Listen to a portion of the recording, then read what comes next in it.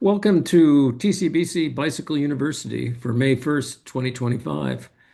My name is Edward Ero, and I'm the coordinator for BikeU. Tonight, we have a session titled Clinical Bike Fitting for Injury Prevention with Peter Bzdusek from M Health Fairview. Before we begin the program, however, I have just a few announcements. This is our fourth session of BikeU for the 2025 TCBC ride year. If you have not heard the previous sessions on the TCBC swap meet, fundamentals of group riding, bicycling into your 80s and beyond, and the sessions from the 2024 ride year, including Tuesday tune-up ride, bicycle commuting, bicycle maintenance, randoneering, the Minnesota Bicycle Alliance, and free bikes for kids, as all the sessions now from 2022 and 2023 ride years, please do so. It's a great time, if you have a rainy day or something and you want to listen to some things, all those are cataloged. You can get to them on the BikeU page off the main TCBC website, where you can find a link to each of the sessions on our YouTube channel. The recording of the session tonight will also be up after the conclusion of the meeting and after I've had time to edit and post it to YouTube. I want to thank our TCBC BikeU Council of Regents, which includes John Benda, Tim Rand, Dan Miller, and Mary Miller. If anyone else would like to join the council, please contact me, as we welcome others to participate. We want the council to be representative of the entire club, and additionally to cover subjects that you would all like to see. During the session tonight, please keep your audio muted. Please do not, because if you don't, it switches to your video, and we want to keep it on our speakers right now. If you have questions, there will be a question and answer session, and you can also put things in the chat. Remember, we are recording. If you don't have yourself on mute and make any noise, it switches to your video and thus the recording gets messed up. There will be a question and answer session after the presentation, but during the meeting, you can enter questions, as I said, in the chat. We will be monitoring those questions and make sure they all get answered during Q&A. Please do not interrupt the speakers or ask questions during the presentation. I would like to now introduce Tim Rand, who will be moderating the session tonight. Hello, everyone. Thanks for coming to BikeU tonight. I'm Tim Rand, and I'm on the Board of Regents for the Bike University. Tonight, we are at M Health Fairview Rehab Clinic with Peter Bzdusek. Peter is a board-certified specialist in sports physical therapy. He practices at M Health Fairview in orthopedic and sports rehabilitation. He has a special interest in bicycle and triathlon injury rehabilitation. Peter manages the BikeFit program in these clinics, and he's been doing this for more than 10 years. Peter will explore bike fitting from a clinical perspective, working live with a TCBC member and their bicycle. We will discuss basic adjustments from an injury prevention perspective. Peter will also discuss common joint injuries that he sees in practice and what can be done to prevent them. Peter tonight we did something really interesting. We asked for a volunteer, and there were more than 6 of them came forward to be fitted with Peter. And George Skinner was the lucky winner of the lottery. George is a TCBC member, and he's been leading rides in the Southwest Minnetonka area since 2023. So I'll turn it over to George to introduce himself a little more. All right, I'm actually leading the Southwest Metro Ramble rides. So if you've been seeing those on the schedule, that's me or my wife. And I have been doing biking for about 4 years after being off for many decades, just riding occasionally. Been leading rides with the club, your club, since 2023, and very much enjoy it. All right, without further ado, then I'll turn it over to Peter and we'll get going. Thanks, Tim. Thanks, George. I just wanted to thank the club for allowing me the opportunity to speak. I'm lucky enough to combine a few things that I really enjoy, cycling and injury prevention, rehabilitation in my day-to-day job.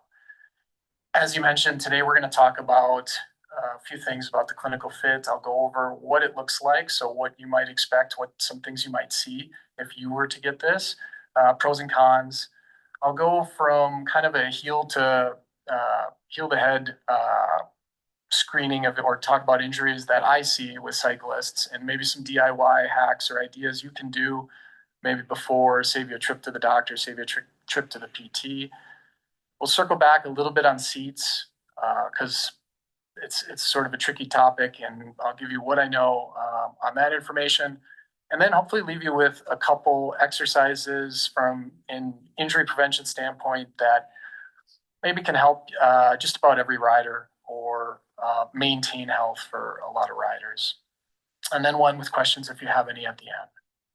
So we'll start with what is a clinical fit or clinical bike fit. And it's essentially just like it sounds. You're going to go into a PT appointment.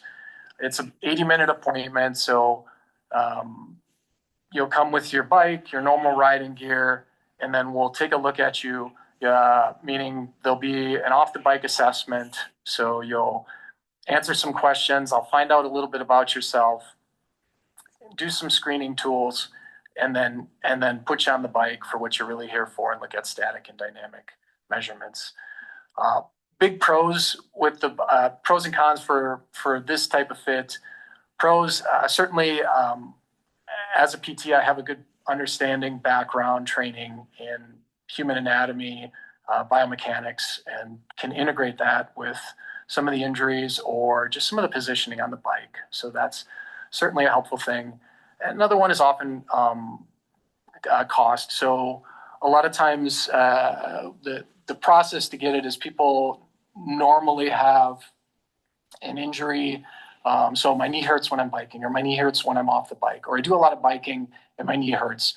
And so they go to their doctor, or they get referred for the doctor, or they see the program and they reach out to their doctor for an order: knee pain, neck pain, shoulder pain, back pain.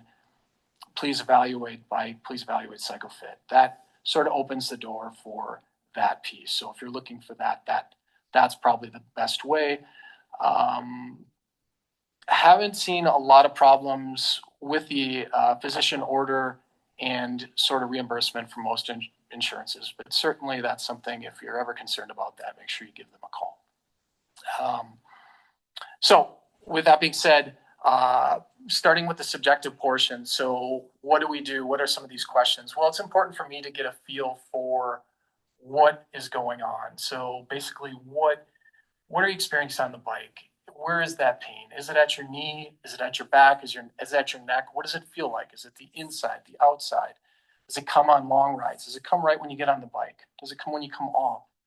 Also, are there things off the bike that cause it? Maybe it's a squat. Maybe it's coming downstairs. Maybe it's sitting for a long period of time.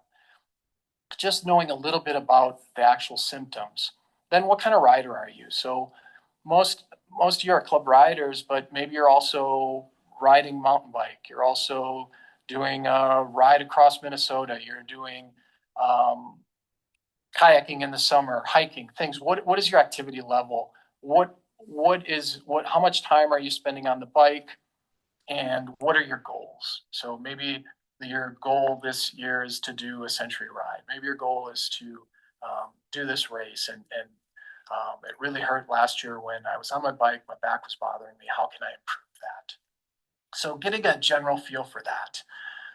When we went through George's questionnaire, or just talking with George, he had a couple bikes. So this was the original bike that he had, and he had ridden it for a while and got some advice, had the seat raised up, and that ultimately caused some hamstring pain. So Not a great experience there, but certainly that, if something like that happens, immediately return it to the starting position and try to figure out why. But that was one of the things. A history of some toe problems that was not related to the bike, but had kind of a neuroma at some point from snowshoeing.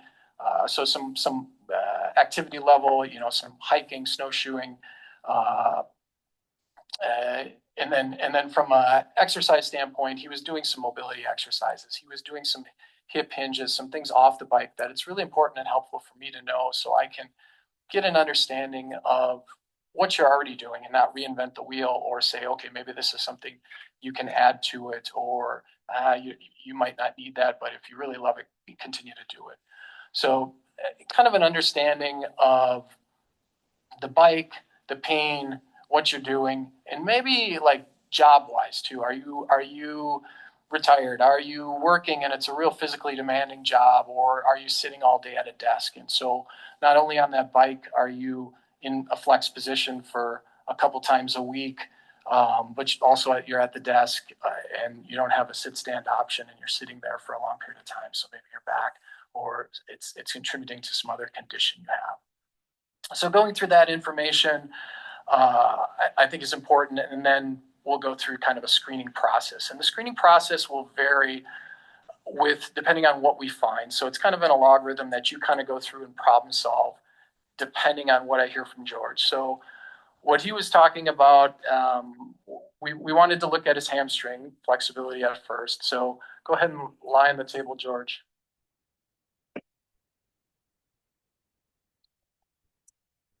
And so with this, there's a couple ways you can do it, but a couple ways I like to do it. First, I'll just take them into kind of a classic test. I'll bring their leg up, and most of you have seen this kind of stretching technique before, where you bring them into this position and try to find out where that restriction point is. And what you're looking for is kind of a 25-degree angle or less from zero. So in this case, you can kind of eyeball it and probably appreciate that is a little bit restricted. He's going to need some hamstring mobility or flexibility, or he's probably going to want his seat a little bit lower so he doesn't overextend and constantly tug on that hamstring and stretch that hamstring when he's reaching at the bottom of the pedal stroke. That can cause irritation. That's one way to do it. Another way you can do, or what you might see in the clinic is tighten this thigh, ask him to draw his abdominals in, maintain that position, keeping this leg straight and arms on the table. Go ahead and lift this leg up as high as you can. And then you can see where it starts to bend, or you can look to see if he loses pelvis control. So this helps you maybe with a little bit of that hip control as well too, as well as the hamstring mobility. So I like that one. And for him, it was pretty obvious as to what you saw, a decrease in hamstring. So you want to take that into account when you're fitting the bike. Go ahead and lay on your stomach.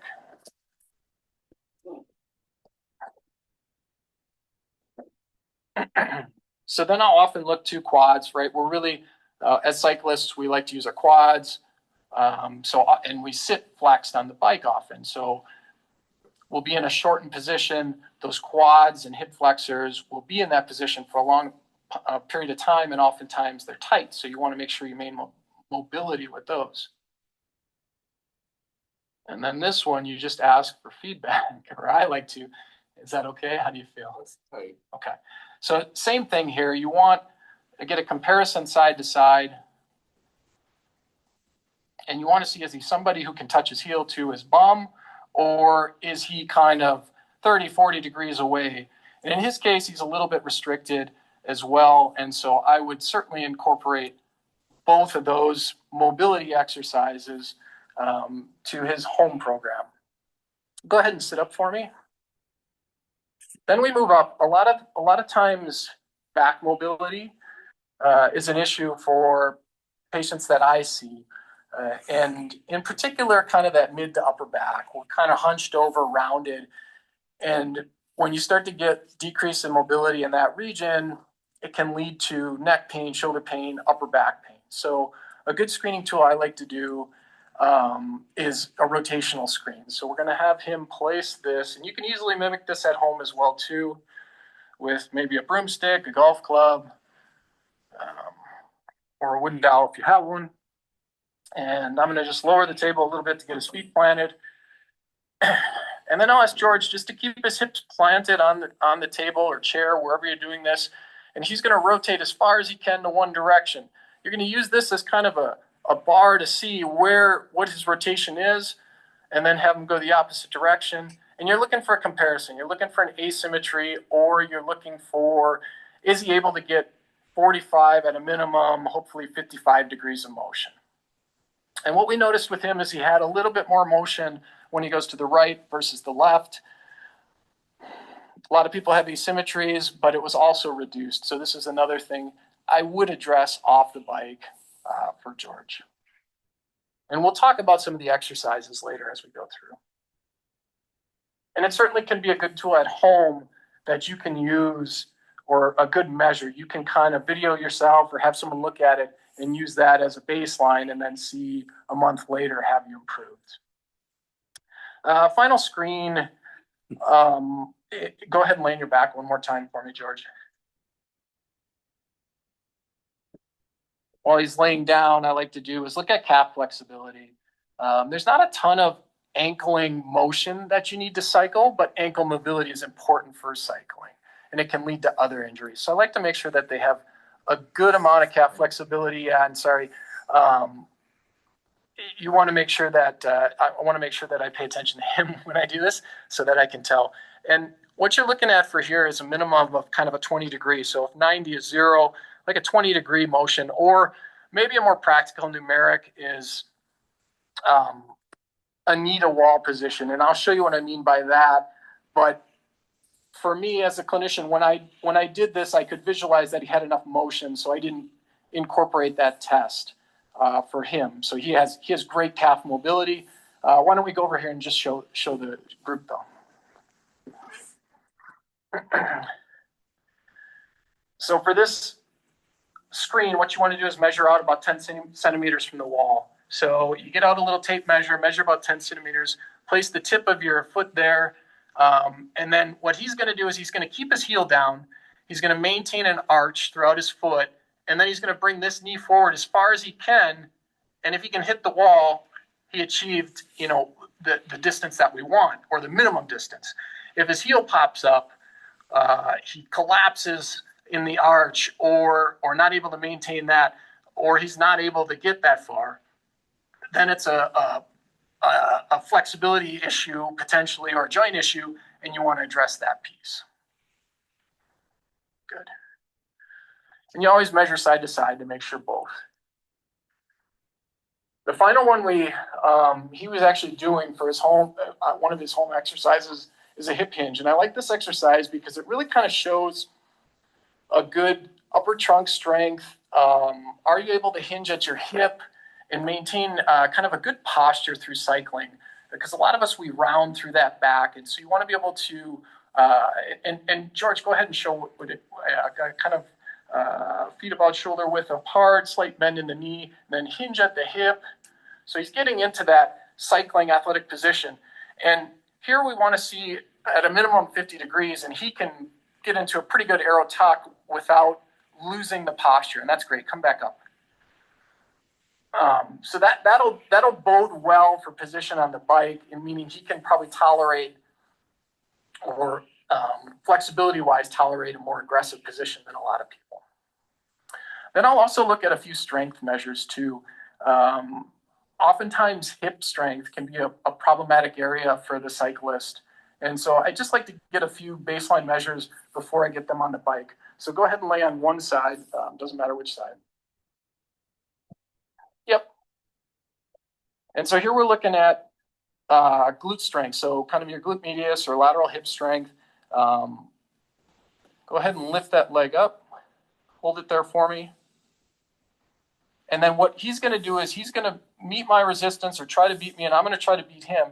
And then with the Geeky PT grading scale, we'll give him a grade, and that'll determine whether or not he has that weakness or maybe needs work with that strength. His was pretty good, which is great. A lot of times this is one of those areas that's pretty deficient on cyclists. Then go ahead and lay on your stomach. And then I test glute max. So kind of the glute max also, I tell them to go kind of pre-engage the hip, lift that thigh off the table, go ahead and hold it. And this one you want to be a little bit careful because sometimes they'll cramp. So I ramp up a little bit, and then again, find out what resistance is, compare it to side, and put that measurement. Again, a lot of knee pain, a lot of lower extremity pain can be eliminated with some strength changes at the hip. So that's why I look at that. The last thing I do off the bike is I look at some biomechanical movements. And sometimes it depends on, from that subjective questioning, maybe it hurts when I go downstairs, maybe it hurts when I lunge or squat or do something like that. Then you'd probably want to incorporate that and see what that looks like. With George's case, go ahead and stand up. I had him do a couple squats. So he just did a regular squat or a two-legged bodyweight squat to about chair depth. And I asked him to do about 5. So go ahead and do like 5. So, yep, just like this. And back up and repeat. And so here, what I'm looking for, yeah, you don't have to go that. Good. So here, what you're looking for, a couple things. You want to make sure that the knee aren't collapsing in. So you want to make sure that you're keeping a good movement pattern, tracking pattern, not collapsing in. And here he tends to have a little bit of a kind of a forward movement with his knee. So you don't want to be completely on your heels, but you do want what we call kind of a triple bend. So the hip bends, the knee bends, and the ankle bends. So it's kind of that athletic flex position where you got symmetric weight through the ankle, your knees are over the middle of the foot, and your hip is back. Go ahead and try it again. There you go. That's it. And back up. So it may be a motor programming, just kind of a reteaching, and maybe you incorporate that as an exercise. Because if you're bending, squatting, stooping for things and doing it mechanically wrong, that can lead to hip, knee, even back pain. So good thing to look at there. And then I take it to single leg. So go ahead and balance on one leg. And if the balance is okay, I have them do that single leg, just a quarter squat and back up. Yep, and back up. And same thing, I'm looking at tracking. And here, I'm looking to see if that wobbles around and what's the pattern like. And on this side, he collapses in a little bit. Some of that is maybe he's got his cleats on.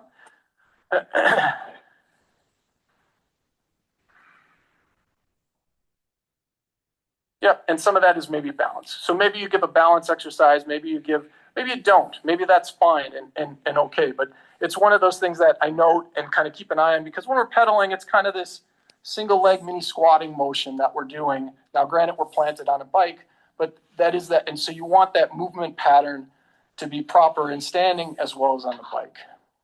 Good. You can go ahead and have a seat. Thanks, George. So then back to the bike, the most, kind of what you guys are here for. So we get through that information, then it's time, okay, let's get to the bike assessment. This is really what I came for. First thing I do, and we have it set up, but I'd have it on the floor and I'd look at seat level. And so anybody can do this at home. It's really easy. And this is a tricky one because it's a more shaped seat or a scooping seat. So it's not going to be.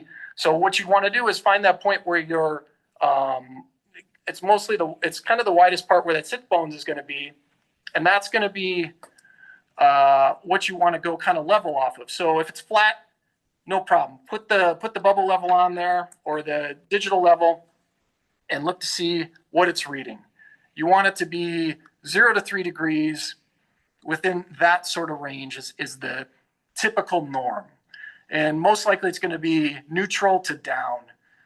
There are some, sometimes I put it up, but most people it's uncomfortable in the groin area if it's pressing up, or it could lead to irritation. So oftentimes it's 0 to 3 down. Now again, that's a flat seat. So you have them on the ground, you put this on. So let's say it's maybe a more traditional seat. Something like this, that's a little flat. A lot easier to put this on, and then you can get your measure from there. Seats have 3 ways you can adjust. You can adjust them for tilt, you can adjust them forward, back, and you can adjust them up and down. So back to this one, because a little different seat type structure. What I like to do is find that part where those sit bones, and that's more that wider part, or maybe you look at them on there and see where they're making contact. And then I want to have that part. Then you want to look at the nose and have the nose neutral or slightly down. So you don't want that nose, because sometimes the nose, it'll almost be like a hammock, and it'll scoop up. And you don't want that nose up as well too. So you might have to tilt down slightly from that angle. In his case, it's down, and it looks good, and he feels good on that seat. So that's the first sign. Okay, so now we got tilt setup. That's the first thing you want to look at. Next, you want to go to height.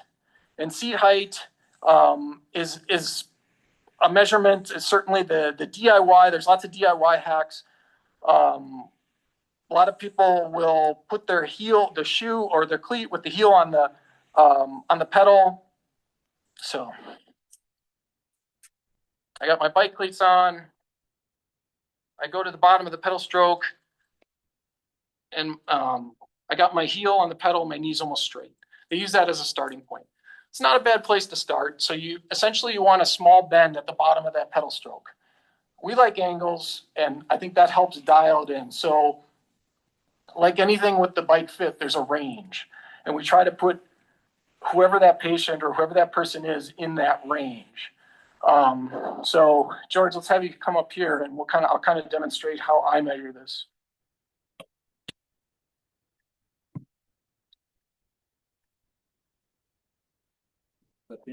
Yep.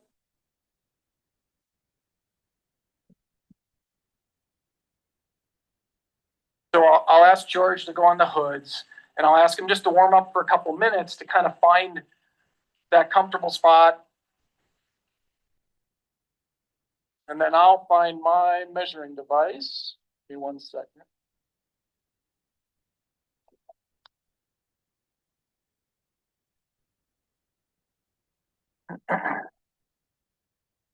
And so what we want to do is take a measure of an angle at the bottom of the pedal stroke, or the 6 o'clock position. Now, some people, and depending on the bike or the geometry, so you want the most extended or knee extended position, so closest to straight position. Some people take it in line with the seat tube. That's fine. Just be consistent with your measurements. So what I'll have him do is I'll have him slow down a little bit, and then we'll do kind of a 3, 2, 1, stop. 3, 2, 1, stop. And then I'll bring it back to that bottom dead center point. I'll take my measuring device, which has a ton of different angles on it, and then I'll measure and get that angle. And that'll give me an angle. I'll repeat this process like 3 or 4 times to make sure that my numbers are accurate or consistent. And you can see me grabbing his ankle. So 3, 2, 1, stop. There's a significant difference between knee angle with this position versus this position. So if you manipulate the ankle, you certainly can change that angle. So I'm trying to capture that ankle position at the bottom of the pedal stroke. So when we get this we measured this 3 times, and we found out, okay, he's 40 degrees. That sweet spot range is 25 to 40 degrees. So maybe you're somewhere in there. That 30 to 35 is maybe that sweet spot. But again, with George, you don't want to be overextending. So you don't want it too straight, because that's going to torque on that hamstring.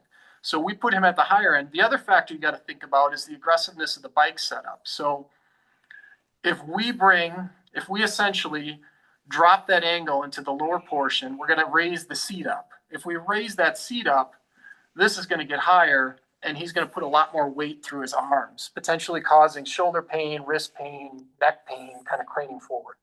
So we put that at as optimal position as we could for this bike. This bike is a little small, generally speaking, for George. Now, it feels good, and it's rideable, but probably if you were to ask a lot of different people with bike knowledge, they'd say, it's maybe a little small for him. So you can make a small bike work with some manipulations, but certainly if it's causing problems after that, then maybe it's time to change. So we got tilt. We got tilt close to flat or slightly down. We just got knee angle at the bottom of the pedal stroke that we measured is somewhere in that range of 25 to 35, depending on your mobility, or we'll talk about later some of the conditions where we might raise or lower it as well, or just the overall position of the bike. Then we go ahead and look at forward or setback. So that's the position of the saddle forward or back on the bike.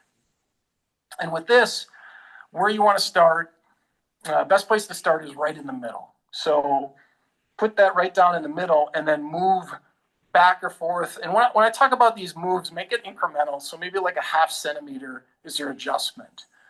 Don't make this big whopping move with it. Make this incremental or small half centimeter movement, ride it a little bit and see how that change feels. So forward, back, couple ways to do this. There's a lot of different, the old school way was to put the knee or put the crank arm in the horizontal, or in this case, the 9 o'clock position, run a plug down, bob down, and how far over the knee is it? Or is if it's over the knee, it's problematic, or close to that. There's a lot of mixed evidence with that. So I don't know if I'd use that as a gold standard. If it's really far over, maybe you consider moving it back. But I think the best ways for the 4F position, one is feel. So have them ride in clinic or out and about a little bit. And what do they feel? Do they feel like they're sliding forward? Do they feel like they're always squishing back? Do they have a pressure point? Do they feel stretched out? Do they feel tight? So if they feel stretched out, you want to move it forward. If they feel cramped in or constricted, then you move it back. So you kind of manipulate it along that way. The other way is a balance test. So some people talk about this, and I think, again, if you're questioning or maybe you want to dial it in or hone it in a little bit better, there's a balance test. And what you can do, go ahead and go into the drops. I'll show you what I mean by this. So he goes ahead and pedals, and he's kind of going at a medium speed. And he's going to lock in that trunk position. And George, what you're going to do is you're going to keep pedaling, and then you're going to take those hands off the drops and just bring them back and not move your trunk. You want to see if you can maintain that position. Yep. And so this is where his hip hinge, yep, oh, but there's the balance piece. So try it a few times. You need a little more gear. Yep. Oh, you want more resistance? Okay. You want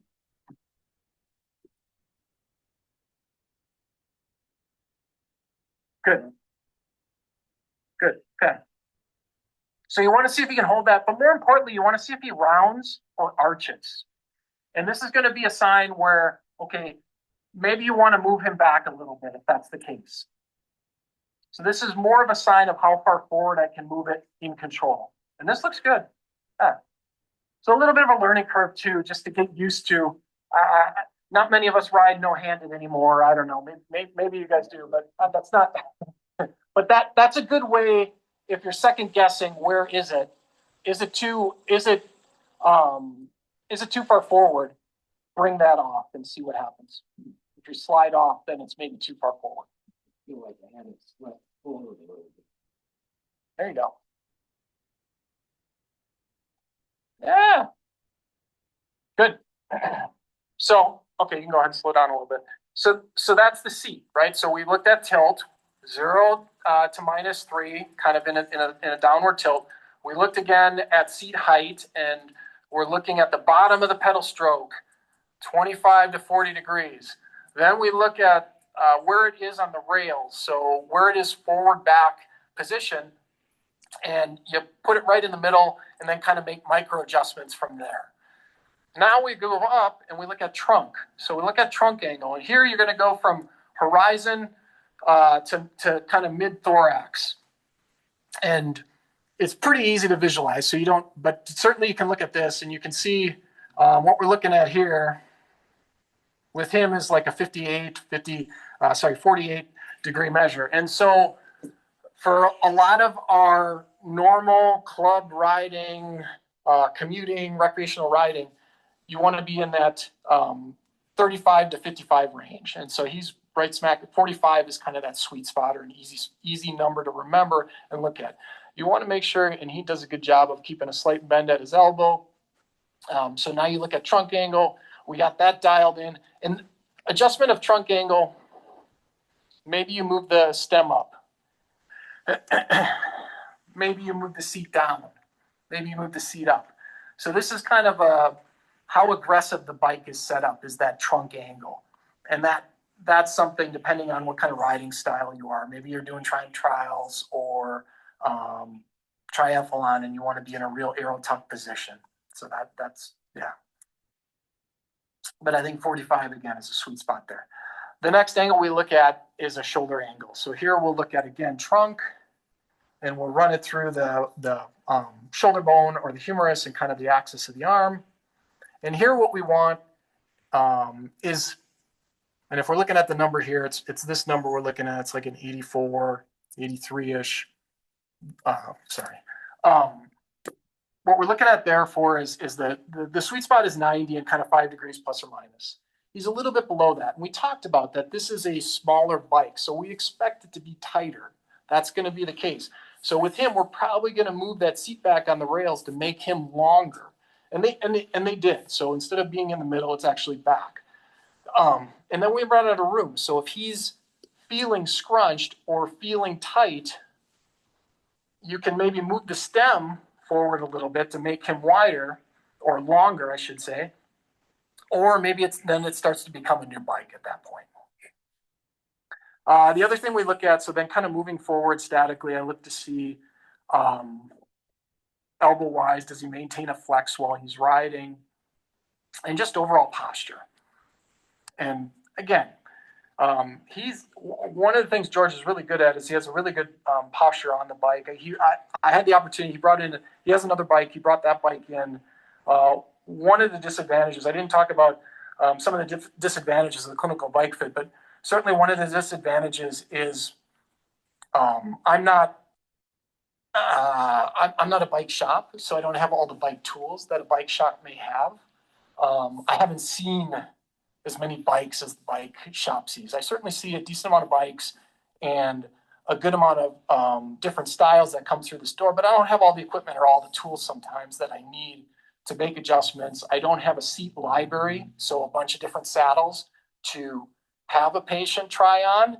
I don't have a bunch of different stems that I can have a patient try on. I do have a stem sizer that I can take this stem on, take this stem off, put it on here, then put the bars on and raise and lower that piece, kind of get a rise run for an angle or a distance. So that's something I can do, but they still have to get that part, whether it be online or through their local bike shop.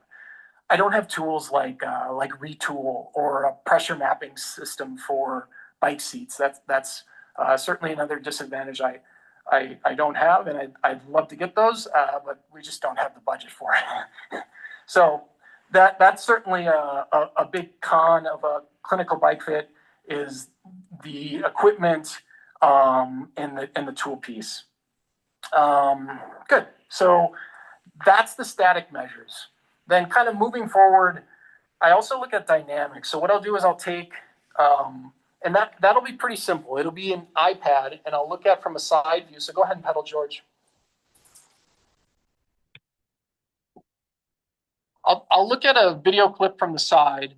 So I'll take a 10-second video clip on an iPad and then kind of reconfirm some of my things. What is his trunk, or what some of my earlier measures? What does his trunk angle look like? What does his posture look like? Is he craning his neck forward and complaining of neck pain?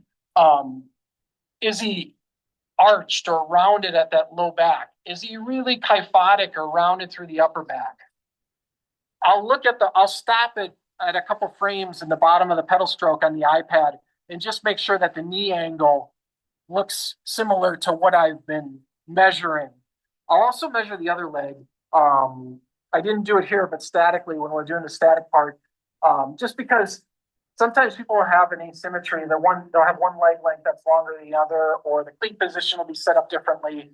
And you want to make sure that both sides are symmetric or fairly symmetric from that standpoint. So we looked at him from the side, we reconfirmed some things. Then we looked at him from the front. And what I look at from the front is first the width. So I want to make sure he has good bar width. So it should be, if you kind of find his acromioclavicular or AC joints, which are kind of the bumps on the shoulder, is it as wide as the bars? Now there's going to be exceptions again. If you're on time trial TT bars or something like this, it's going to be tighter. But this can lead to, again, some neck pain, some tightness. So if that's the case, maybe you want to consider that. And then I look at knee position. So how is his knee tracking? Sometimes I'll put I'll run a laser line. Let me see if I can get this set up. And see how that knee tracks. Is it mostly vertical, almost like a piston going through kind of an up-down motion, or is it coming up and out at the top of the pedal stroke? And then I'll run that on the other side and see how they compare.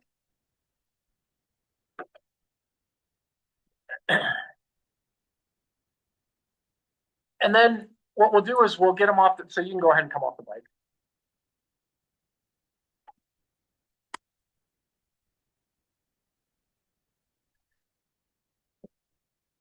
Go ahead and sit down.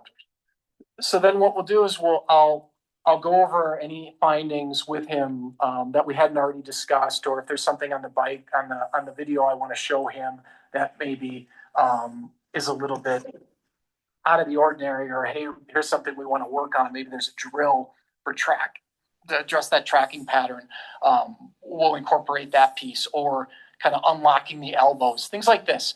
Things that we can incorporate on the bike, or maybe even a stretch. Maybe we work on stretching the hamstring on the bike, or stretching the calf on the bike in a safe position, right? You're not going to be winding around a turn, stretching your hamstring. So those are some things we'll talk about. We wrap things up, and I have him, if we've made adjustments, we'll go over the adjustments, kind of make sure everything's tightened up. So maybe we move the seat, maybe we adjusted the tilt. Have him ride for a couple weeks. And then I'll often have them send me an email. Here's how it felt after the 2 weeks. And then we'll kind of determine whether we come back into clinic or not. And that's kind of the BikeFit.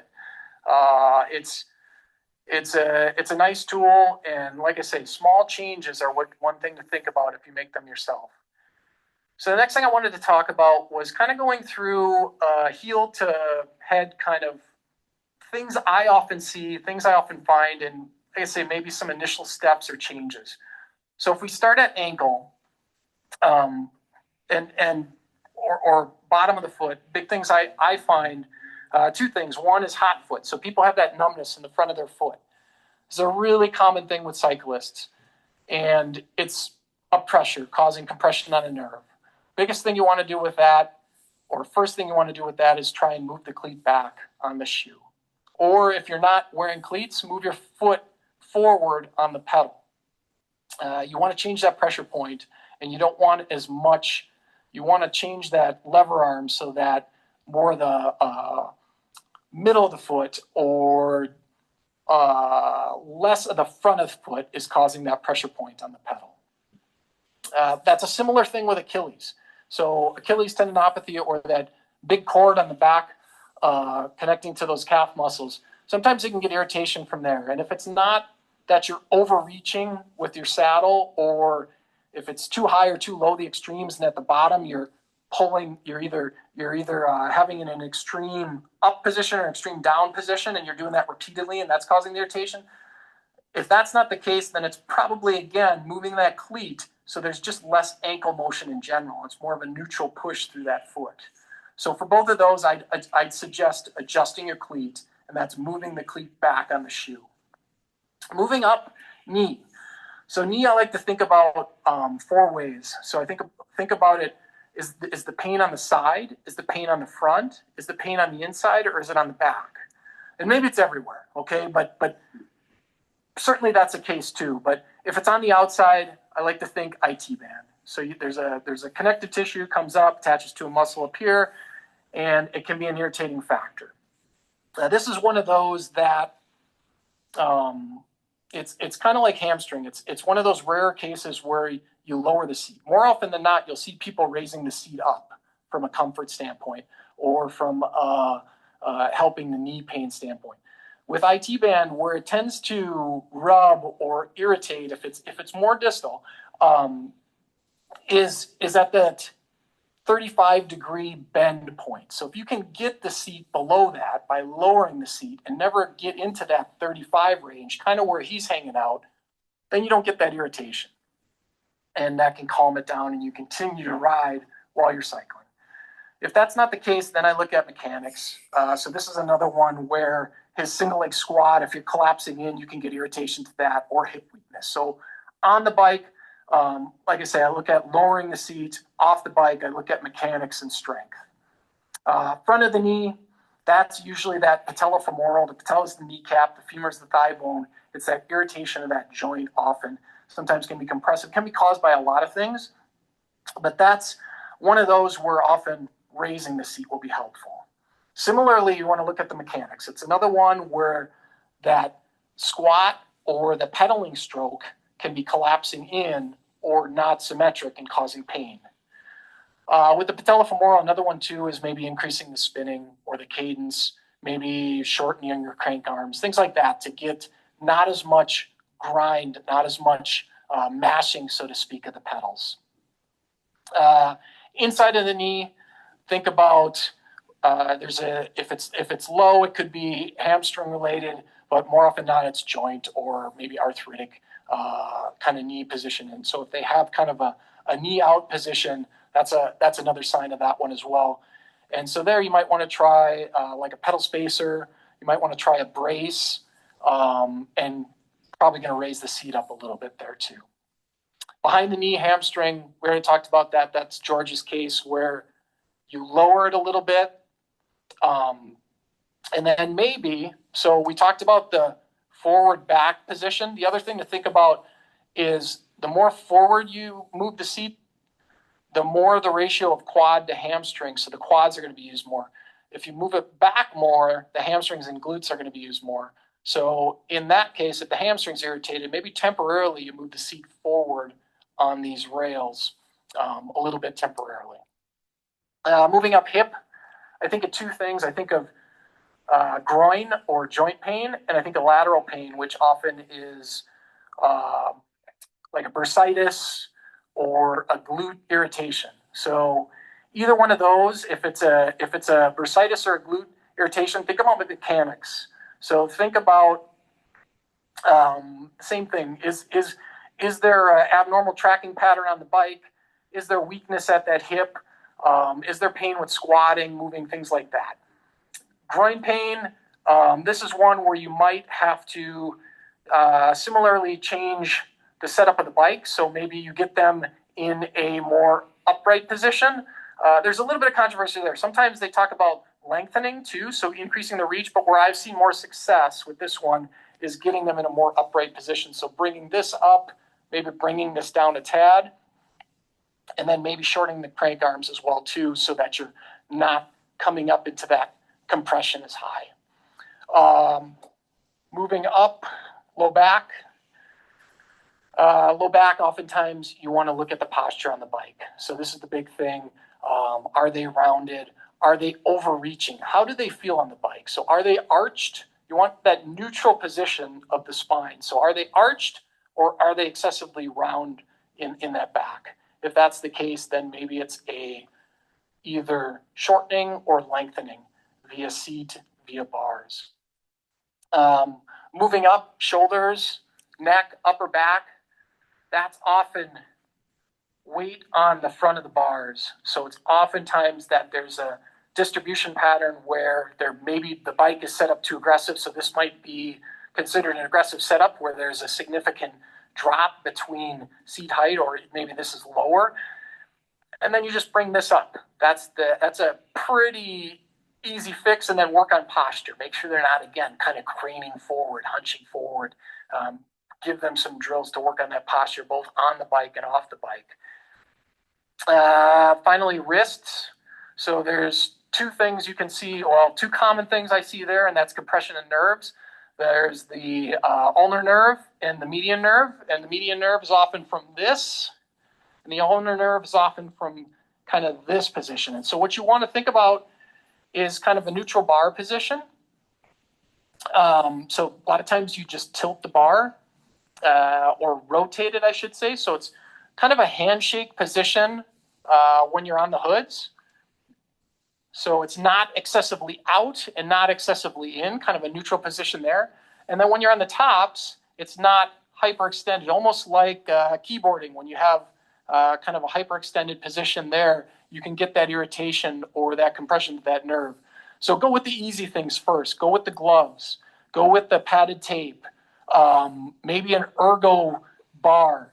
And then if that's still problematic, you did the rotation, you did those easy things, then maybe go in and see someone regarding that condition. So those are kind of the big things I find from an injury standpoint, and some quick kind of DIY things I would think about. Let's circle back maybe to seats. So seats we talked about, biggest thing I think about, and this is a tricky one. So I think of seats like shoes. There's a ton of different styles, ton of different types, ton of different brands.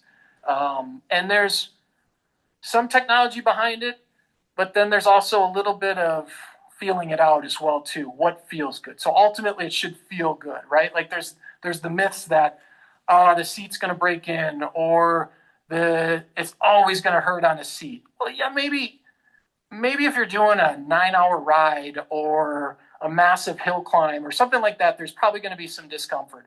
But for those 60 to 2-hour to 3-hour rides, you should be comfortable in the saddle. And so the biggest thing I would think about, and figure out again what kind of rider you are. Is the bike a road bike like this? If it's a road bike and you're doing kind of that 60 to 3-hour type ride, start with maybe a more flatter seat. I think it's a good base point, and you can kind of shift around on the seat a little bit too, if need be, to kind of feel out what's comfortable. There's a lot of things out there. There's a lot of different sizing machines, and what they're looking at is your sit bones, so the bones you're sitting on the bike. Certainly that's a good starting point to get a millimeter ratio, but you're also going to rotate forward, and you're going to sit more on the pubic rami or the arches. That's a little narrower, and so you're going to be sitting on a different component, and maybe it's just not comfortable for you. So general rules of thumb, I'd start with, again, if you're more of a road rider, I'd start with a flatter seat, and then start with it neutral to slightly tilted down. Think about pressure points after ride. If the pressure point is in the front, maybe it's tilted down too far and you're sliding forward.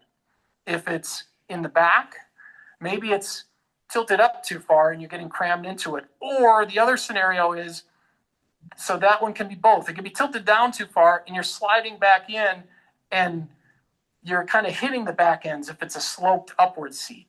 So think about tilt with seat, I think, is the first thing. Then the next thing we talk about, if it's more your commuter or mountain bike seat, you want a little bit of a wider seat. Oftentimes, you're going to be more upright in that position. In the road bike, you want that flatter, pear-shaped or T-shaped type saddle. That's going to be the most comfortable setup. If you're having trouble, go in, get that initial measurement, and then find a place that has a seat library. I think that's the next best thing. Most stores, most bike shops will have a 30-day return on it. So try it out. Say, okay, I want to try out, find out what brand you're riding, or maybe a different brand, or maybe someone in your club has. Try that out. You can return it as long as you're not bringing back a junky saddle, right, all beat up and dirty. The other thing you can do is within your club, create a saddle library. So maybe 10 of you have seats that you're not using, and you snap a picture and you put it in a part on your homepage that says, here's the seat I have, here's the dimensions. Feel free to try it out. Just please bring it back or put it back in the saddle library. I think that's another good option I've seen some clubs do. And I think it's a good way to try out a few different types and try to find what works best for you. Yeah, I mean, I think that's the biggest thing on saddling is if the basic fits with the height and the forward aft and the tilt are causing problems, then I think you need to try out a few. If the flat seat doesn't work, try kind of one of these sloped ones. If you're in a more aggressive bike position, you're going to want a shorter nose, maybe even a split nose that you'll see on some of the tri bikes, and it tilted down a little bit more. Yeah, that's the big piece I have on saddles. As far as exercises, kind of moving forward, things I would think about, kind of those basic 3 or 4 that everybody should be doing, I think, regardless. So regardless of if you have pain or if you have flexibility deficits, I think they're good maintenance. Would be certainly, George, let's have you go ahead and line your back again. And hopefully most of you have done this, but we talk about cycling and we talk about how we are always in this bent over flex position. So getting out of that position and being in an extended position and then working the glutes. So working that hip muscle, working what we call the posterior chain. So the back muscle, the hip muscle, the hamstring muscle. And I think an easy one to do is you're lying down, you got those knees bent, and kind of the basic version, there's a ton, millions of different versions of this, but you're tightening that tummy muscle, pushing through the heels and lifting the butt up in the air. Now, for a lot of people, come back down. For a lot of people, this is going to be too easy, right? It's going to be, okay, I can rattle these off all day. That's fine, but first do this and make sure you're not cramping up. A lot of people will do a set of, do like 2 or 3 and be like, oh, this is easy. But by the time they get to 15, 20 is where you really should be doing, their hamstring is cramping up. So maybe that's an endurance issue, or maybe you just change the knee bend a little bit. A lot of times this will it'll bias the glute a little bit more versus the hamstring. So if you're one of those people who are getting a lot of cramping with the bridge, try a little bit more flexed or bent knee. Go ahead and tighten, lift up again, come back down. So he's doing well with this, right? You don't want to overarch, you want to go neutral. And then, oh my goodness, this is super easy. So then you bring one leg up in the air, maintain hip level position, draw that abdominal in, lift up, come back down. And so this would be the progression, right? And this is where I think just a good long-term endpoint is with this exercise, is being able to rattle off a couple sets of 20 reps of single leg bridge on each side. I think it's a really good stability exercise. I think it's a really good glute exercise. It certainly will incorporate hamstring and back as well. I think another important exercise is some kind of hamstring stretch. So a lot of people have hamstring issues. What do you do a hamstring stretch regularly? I'm doing the hinge. Yep. And then talking about this one. So I think this is a classic. So this is one where, again, you can grab behind, you can put your leg on the wall, whatever version you want to do, but some kind of prolonged low load stretch, 20 seconds maybe after your ride. Another good one we talked about on the bike. So I'm just going to jump on here. Sorry, George. But you finished your ride or you're in a straightaway and maybe you're holding on to something and you just come off the bike or off the seat and sit back. Now I'm stretching this back leg, right? My back hamstring. Certainly an indoor trainer, this is a good one to do at the end of that if that's something you're doing in the winter. But not a bad idea on a downhill or you're coasting. In the middle of your ride, you come back and sit back and just stretch out the hamstring.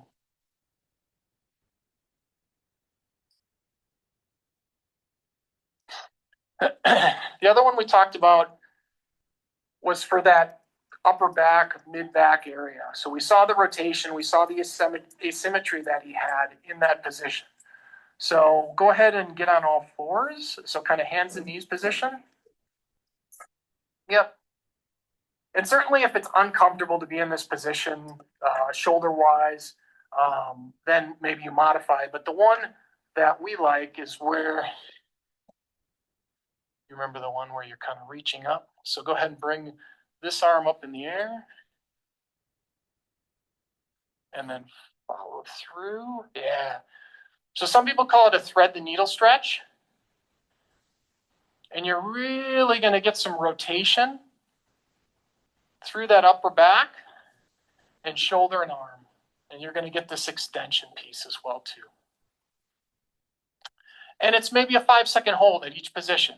And you do 5 reps and you're done. So it's not a huge time commitment. Try this arm.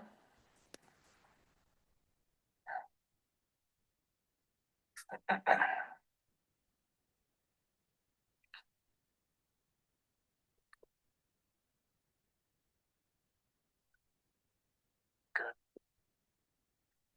So we did the hamstrings. We did the mid back. Let's do the quads as well. And we did the glutes for strengthening. So go ahead and stand up. Lots of different quad stretches. Again, this is another one where I think depending on your flexibility and your balance, you know, the classic is just holding your leg, maintaining parallel and stretching. That's fine, but it's not a good balance, or not everybody has that amount of mobility. So you can use a chair, or why don't you actually use this? So can you put your leg up on this one?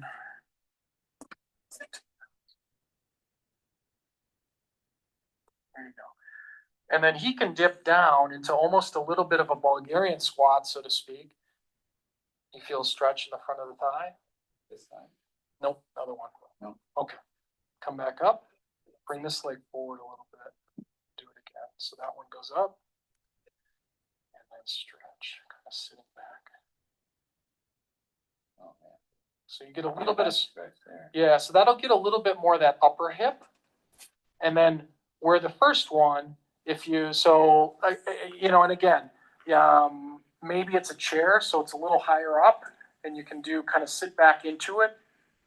It's another way to do it. Just a couple different variations. If you know, again, if you're inside on your trainer, you can kind of put it on the turbo trainer, the back of the turbo trainer, and stretch that way. But again, these are the important muscles because they're going to be shortened, overworked during your cycling. So you want to make sure both the hamstrings, the quads are loose, the upper back, so you maintain that mobility, don't get that neck pain, don't get that shoulder pain. And then from a strength standpoint, you want to work the glutes with that exercise. These would be kind of the 4 big ones that I think are most important. And with that said, if you have any questions, I hope I didn't talk too fast or ramble, but I look forward to any questions. Okay, we had some questions. Sam Carroll had a few for Peter. Any thoughts about crank arm length? So the question is regarding crank arm length and what are my thoughts on that? There's certainly been a lot of recent trends, and I think it's good, changes with changing the length of the crank arm. And most often where I see it is shortening them. And that's in relation to like a persistent knee pain, like a patellofemoral pain, joint pain, or even at that hip. So what you can do is you can decrease the circumference of that circle that the pedal revolution is occurring over. You'll increase your cadence effectively, and you'll have more revolutions, but they won't be as much torque on that joint. And so that's where I see the practicality or typically the usage of that. Another question. How do you work with hip impingement issues? Yep. So hip impingement issues are typically, so it kind of falls into that bony pathology. So at the hip, you can have a cam lesion or a pincer lesion. And what it is just a change of either the head of the femur or the head of the acetabulum at the pelvis. And typically, so it depends on if it's non-op or post-op. But let's just assume it's a non-op case. And oftentimes what you want to do early there, that goes into that changing the trunk angle. And so you want to decrease that tightness or that compression point at the hip flexion. So you want to change that angle. And oftentimes what you're going to do is change, again, that hip angle. So what we look at there is you'll raise the seat up and raise the bars up, lower the seat, and this is another one where you can change the crank arm length, shorten, essentially. So less of an aggressive position, more upright. Okay, one more question. If you don't feel your glutes working while cycling, does that mean you are more quad dependent than glute dependent? Is it an issue? Yeah, I mean, I think sometimes it's an awareness. So what I would do is I'd go to an exercise where, maybe a glute bridge or something like that, and see if I have the awareness there too, which I'm assuming most of the people do that. And again, if you're still not feeling it on the bike, I would try to balance that out. So I would think about, that's another one where maybe you do a micro adjustment with the seat and it check to see if it's all the way forward. Maybe you shift it back a little bit to change that mechanics piece at the hip and at the glute.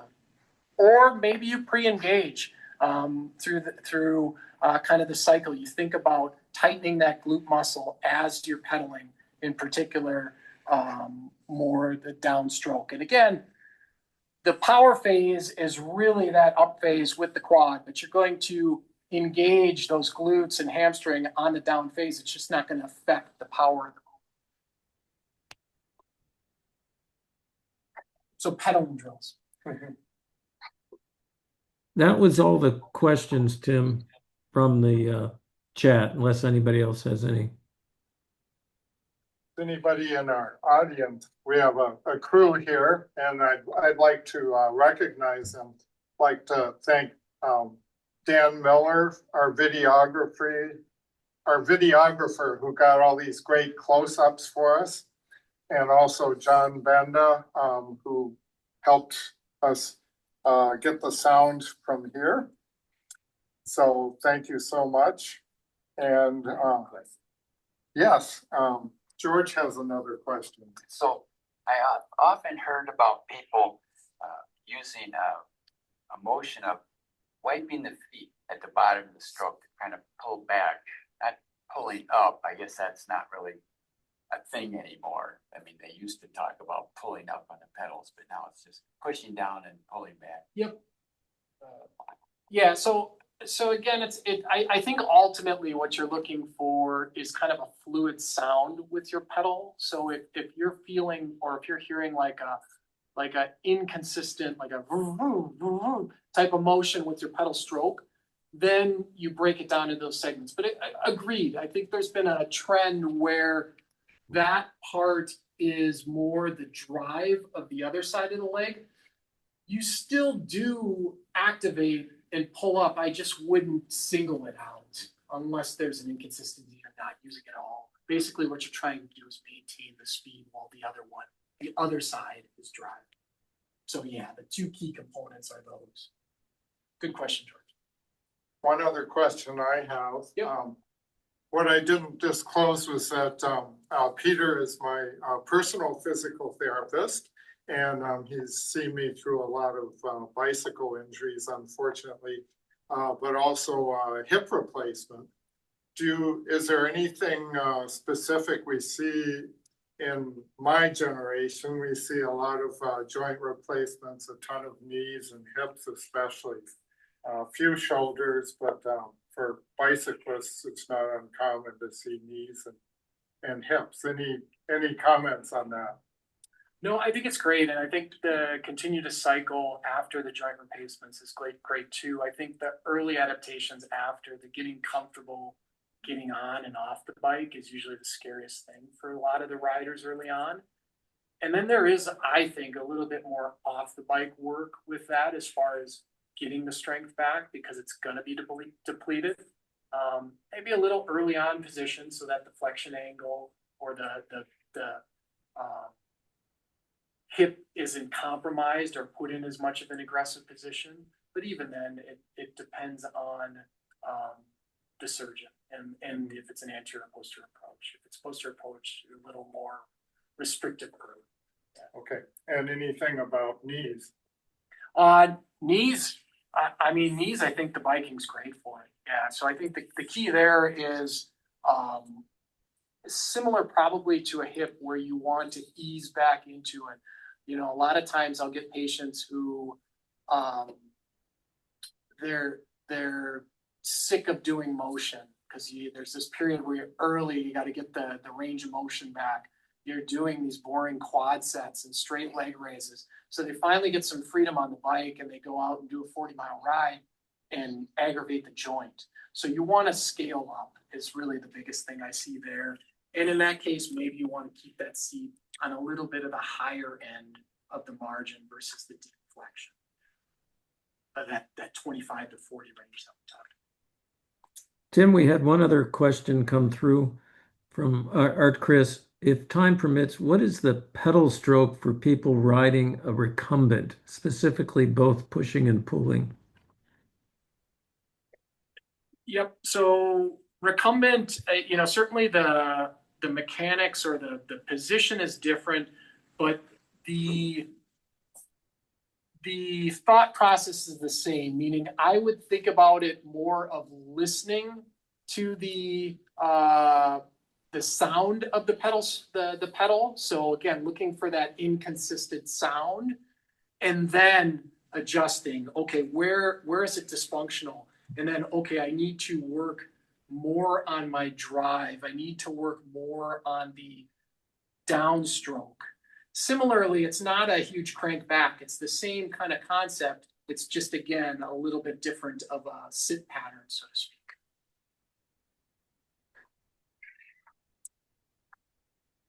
Any other questions? No, Edward? that's all. Okay, well, thank you so much, Peter, and everybody would give him a lot of applause, but stay on mute when you do it. So imagine there's thunderous applause, Peter. Thank you so much. Thank you. Okay, Enjoy the and summer. I've got just thanks, a few announcements here. Thanks again, Peter, for speaking to us tonight, and for George for being our subject and have his bike fitted. And as Tim said, also our BikeU team really made this work. Tim for arranging the session, Dan doing our video, and John, our sound person. Some excellent information tonight for all of us. Also, thanks for all of you for attending the session. The recording will be up shortly after it is uploaded to our TCBC YouTube channel. The link will be in the notes for this session on the BikeU webpage. The TCBC BikeU Council of Regents is working on other sessions for this fall. We are in progress on sessions on the TCBC communication, new technology, and bicycling. If you have other ideas for programs, please write to us at bikeu@biketcbc.org, and the council will discuss them at our next meeting. Thank you again for attending, and I hope to see you all again next time.